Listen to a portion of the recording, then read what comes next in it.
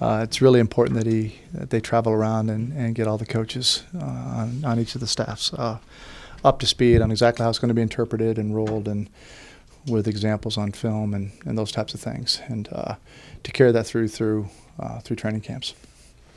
On a scale of difficulty, how difficult do you see some of these rule changes being for players and coaches to interpret?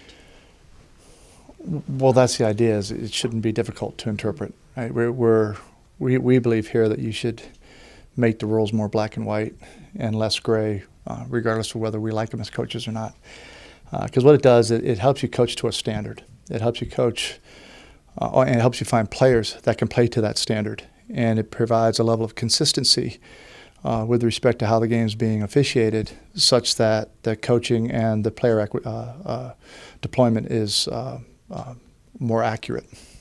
We were talking at length about the point of contact within 5 yards of the line of scrimmage at fair bit of length, and Glenn was saying it's more of a simplification than it is making things more difficult. I'm just curious what your interpretation of that as a new rule is.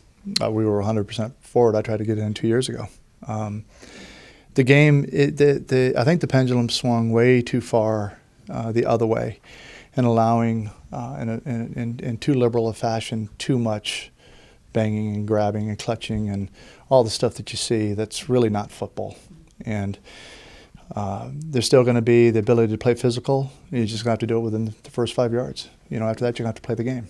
And that goes for both sides. You can't have receivers run down there and not, banging into DBs and creating separation and creating an advantage that way as well. And a lot of the clips that Glenn showed us anyway, a lot of the defenders seem to focus on rerouting receivers at any opportunity, right? The idea that they could push them off their routes. They're rerouting and we're catching them, right? At different depths. So, that's not going to be allowed anymore. Does it change the type of player you look for? I mean, do you need a different type of guy now? It might. It depends on the player you're talking about. So it just depends on your current roster. But, it could. It could cause all of us to look for different types of personnel. Glenn said he thought it was really important that people at every single level of this process, whether it be owners, coaches, players, but also members of the media and fans, understand these rule changes, that education was an essential part of this process on all levels, right? I mean, do you agree with that philosophy? I mean, they seem to be more open to explaining themselves than ever in terms of the officiating. Well, I mean, I think we should always be in a position to explain clearly how we're officiating our game and the standards of each of our rules, for our fans and throughout the league. So, but then when you throw on top of that an actual change in a rule, then it heightens the importance of making sure that it's clearly communicated and everybody understands it, and to understand that there's going to be some adjustment. There's going to be an adjustment period to get get these things in correctly, to get it officiated correctly, for us to coach to it correctly, and to make the game better and to raise the quality of the game, which we need to do right now. He said that Johnson said that some of the reaction from some of the defensive coaches, at least initially, has been concern or at least they're worried that they have to that some of the things they've been doing for a long time is different. Have you heard? Yeah, well, that's the point. Okay.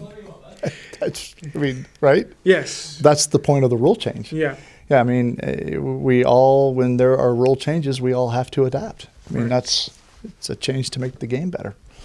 Okay. Yeah. So, I mean, but it is going to require significant change on behalf of certain defensive philosophy, certain defensive Well, I mean, they don't players. no defense does the same thing every time. Right. There's multiple coverages. There's lots of different ways to play the game, and but it will affect certain areas of what you teach and what you call.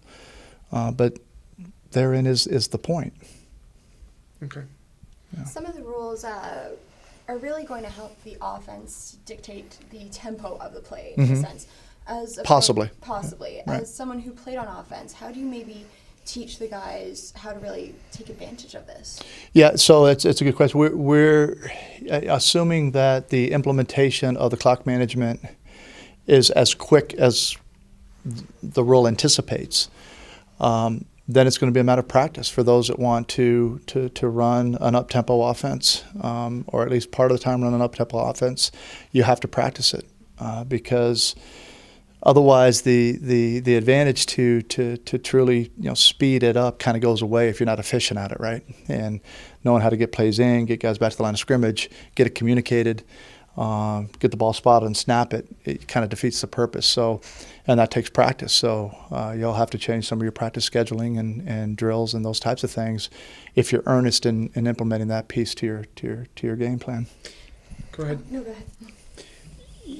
Was this experience with Glenn valuable? Did you learn something from? I mean, you've been on this committee. You've been. Yeah. Well, I'm not sure. sure. I mean, I think the guys that were on the committee who put these, helped to fashion these rules have been part of the process all along. So it's always good to get with the head of officials, even if you're on the committee. If you're even a committee member like I am, I think it's more beneficial for the guys that haven't gone through the process and sat in one meeting, if you will, during eval camp to discuss the rules and the interpretations of the rules. It's better to have a more earnest, dedicated period of time just with your group of guys where they can ask the questions and get a full understanding. So I think it's very beneficial. Not just a coach, but as you said, someone on the rules committee. What do these new rules really mean for the future of the game? A message to the fans. I know Glenn was saying it's going to be making the game faster and more exciting. Yeah. What does this mean for the future of the CFL?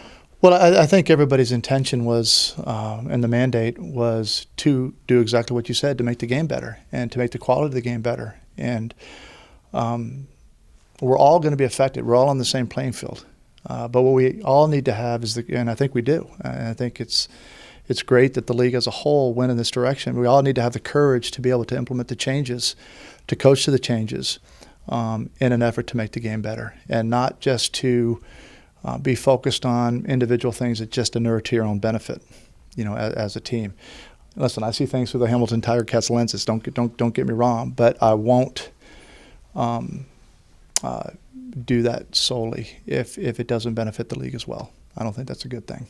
And so we need to move forward and make the game better. A great day for the Grey Cup in Vancouver, British Columbia as we get set for the 87th edition. It'll be the Tiger Cats and the Stampeders in the rematch. For me, leading up to this game, the Eastern Final, I remember after winning the